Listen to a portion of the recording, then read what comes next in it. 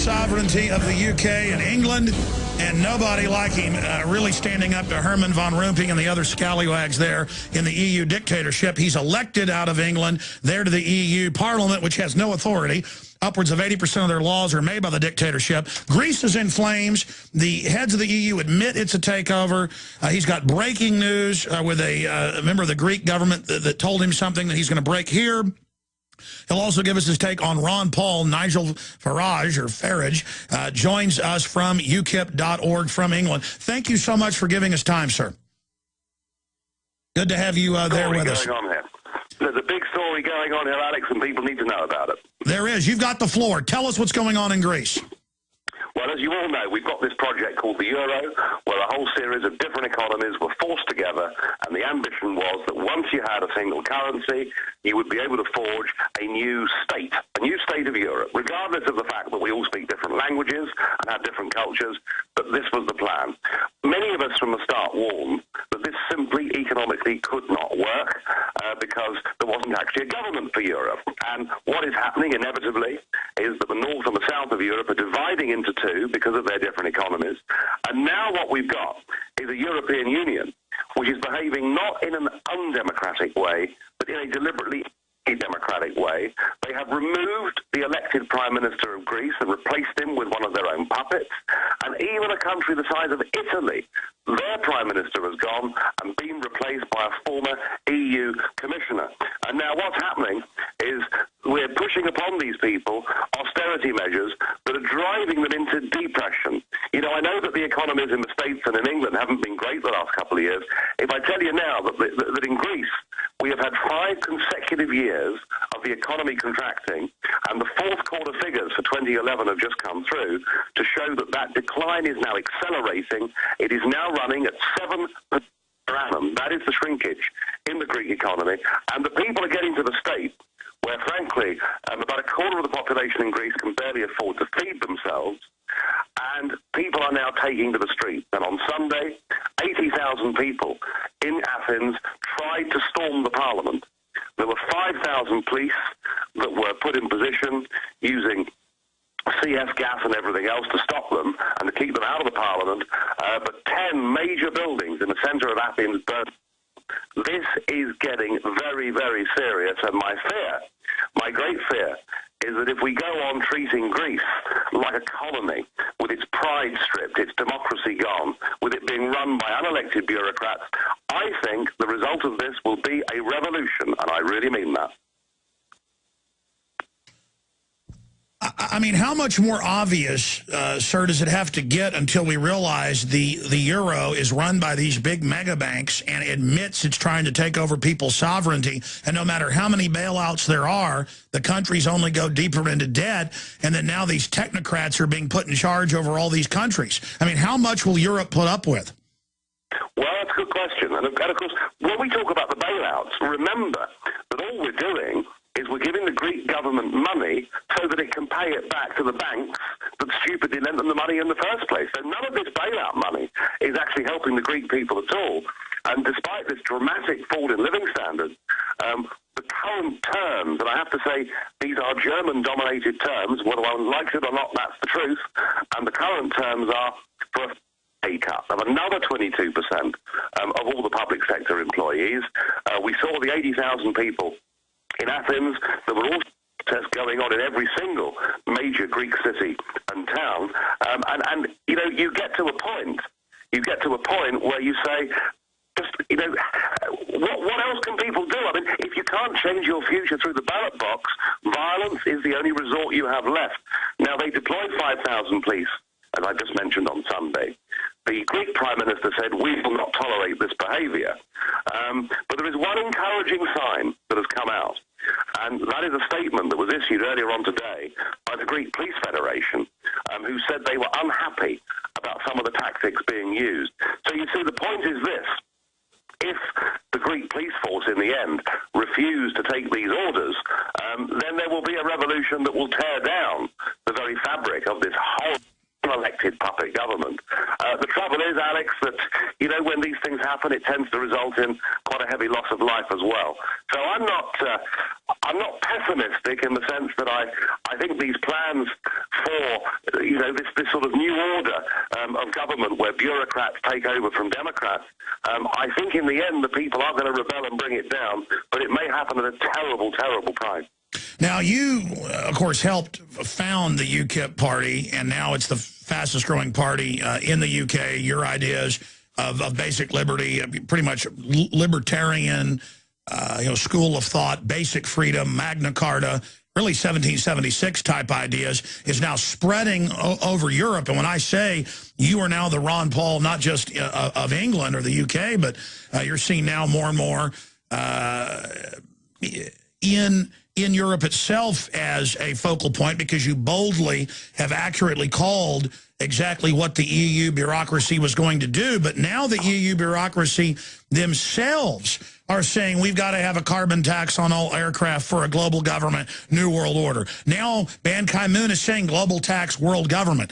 Now Germany's saying, yes, no single family dwellings now to be built under carbon taxes. I mean, these are real authoritarians. I see articles out of England where they're saying the state will take control of all children at birth, and to keep your children will be probationary. I mean, it's like 1984. How much more obvious does this EU world government tyranny have to get? And what's your prognosis on how long they can keep going? Because it's just naked control freak tyranny at a cartoon level. Well, there are two things that are going to break it, as I say, in those Mediterranean countries. And just have a think about this statistic. Youth unemployment in those Mediterranean countries is now 50%. 50% of young people unemployed. The deflationary death spiral of 7% contractions annually in the economies of these countries. So, the cat's out of the bag. I think people are waking up. What we're really waiting for, I think in many of these countries, we need some more strong leaders to emerge. We need some people with clear thinking. We need some people that understand that democracy and liberty are things that are so vital and important in a free country that indeed our grandparents actually went to war to defend those very principles that are now being surrendered. And the other thing in the end, I think, that might break it too, are the markets. Because whatever they try and do in Europe, and they say, oh, well, it's all the speculators, but what the bond markets reflect is that investors realize that these countries are basically going bankrupt. And it's all well and good. They can bail out Greece. They can turn Greece into a colony. They can do the same with Portugal. Small countries. But remember, the question that is now being asked is, what about Italy too? Italy is a big country in European terms with 62 million people. It's one of the biggest countries in Europe. And it seems to me that when the bond markets take fright in Italy, and I confidently predict that will happen, then, however much money they print, whatever kind of Ponzi scheme they try and come up with, I think the Italian problem may prove to be just too big to them. So it could end in financial chaos as well. All right. Now, again, I'm not just, here praising you for no reason. Your debates, your discussions, the articles you've written going back years are all there on record. You accurately predicted what is now happening in Spain and Portugal and Italy. You predicted what would happen in Ireland. Everybody's seeing that globalism is death to a country. But we're also learning that most of this debt is the government signing on to the big mega banks' debt. And the mega banks are using the crisis to try to shut down all their competition. They're trying to move the power to Frankfurt, as you've exposed. So there's this major internal power struggle going on in the elites. We saw your own prime minister go from being a cheerleader for the Euro takeover of what's left of the UK to now having to reverse himself. I want to ask you why he did that, and what does that move signify? Well, David Cameron went to a summit before Christmas, and if you remember, he was supposedly going to veto this new European treaty, this fiscal union treaty. The truth of it is, he was a reluctant hero. He didn't really want to do that, but the financial transaction tax that was being proposed would have meant Britain paying 80% of the bill, and it would have closed down our biggest single industry. And one of that in Britain, we're good at financial services. I don't mean mega banks, I mean the insurance industry, I mean the investment fund industry, I mean the foreign exchange industry. For Cameron was a reluctant hero, but they've managed to drop that proposal, and he has now collapsed, and he is now supporting openly the plan for democracy to be abolished across the whole of Europe, and people like my old friend Herman Van Rompuy to become effectively unelected dictators. Cameron, believe you me, guys, Cameron is part of the problem, not part of the solution. He supports carbon taxes. He's a total believer that we need supranational organizations to control our industries and our output. And Cameron is, in fact, disappointing now, I think, millions of right-minded, conservative, Eurosceptic, patriotic voters in Britain. And the Conservative Party in Britain is in real crisis now.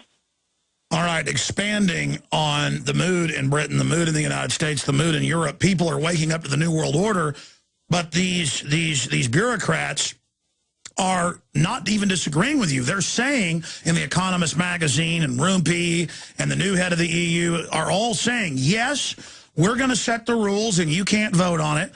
Yes, we're going to send tax collectors into your country. Yes, we're going to do whatever we want.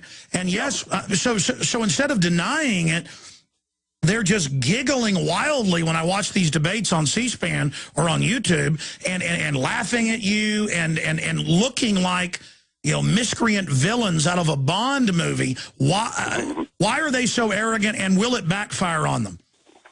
They're arrogant because they hold the cards at the moment. You know, they are in possession of the status quo. It is the tyranny of the status quo. But you're quite right about that arrogance. This afternoon, I met Mr. Monti, who is now the appointed Prime Minister of Italy. And he was effectively just sticking two fingers up to us and saying, look, I'm in charge, whether you like it or not, this is the way that it's going to be. So there is a sort of a mood of hubris amongst these people going around at the moment, but I still believe that nemesis will follow, because the markets will break them, and the peoples of Europe, the peoples of particularly the Mediterranean, you're going to see revolutions, Alex. I mean it. You're going to see mass movements that bring these governments down. You cannot drive people into hopeless poverty. You cannot remove them of their pride and self-respect and not get a massive reaction. And I think what we saw in Athens on Sunday with those, I mean, you know, anyone that's seen the TV pictures, they're incredible pictures. I mean, here is this ancient capital of Greece, you know, the country that invented democracy, and much of it going up in flames. And as far as I'm concerned, you ain't seen nothing yet, because these new proposals are so bad that you push people too far, they will respond and react. I would rather this didn't have to happen. I would rather we had proper democratic solutions, but I'm afraid the bad guys have possibly just got too much power now for anything other than some massive social upheaval bringing it down. Well, everybody uses Hitler as an analogy, but you've got to use it if it fits. You talked about Europe militarily trying to take over Russia and England, Britain, and Hitler turning east like Napoleon. Now these bureaucrats have that same megalomania, power-mad hubris, and they're going wild. And they're telling Greece, we're going to take even private pension funds. They're now announcing that here, take part of them. They're telling Portugal that. Now your own pension fund is supposedly welfare, while saying, you have to live under austerity, but then the governments themselves are stealing trillions of dollars to give it to their friends. They're the ones that are really on corporate welfare. And so it's just all coming to a head. And you mentioned that you met with a member of the Greek government. And tell folks that story. And he's going to break here. He'll also give us his take on Ron Paul. Nigel Farage joins us from ukip.org from England. Thank you so much for giving us time, sir. Good to have you there with us. There's a big story going on here, Alex, and people...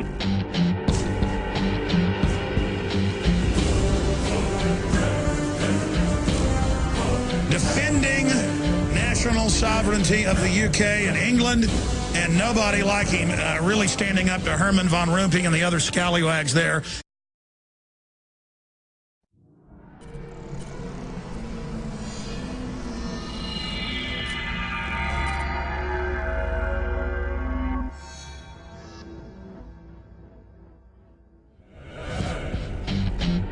In the EU dictatorship, he's elected out of England, there to the EU Parliament, which has no authority. Upwards of 80% of their laws are made by the dictatorship. Greece is in flames. The heads of the EU admit it's a takeover. He's got breaking news with a member of the Greek government that told him something. Need to know about it. There is. You've got the floor. Tell us what's going on in Greece.